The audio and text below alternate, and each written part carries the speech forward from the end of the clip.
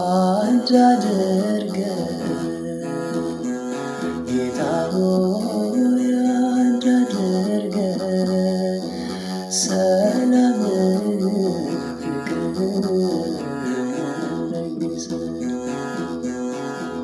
ቤተ ክርስቲያን ሆይ ምነው ተረበሽ አንድነትሽ ጠፍቶ ሰላም አጣሽ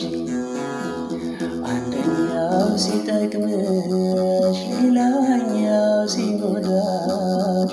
ብዙ ልጆች ወልደሽ የወላድ መካኖች አንድ አድርገን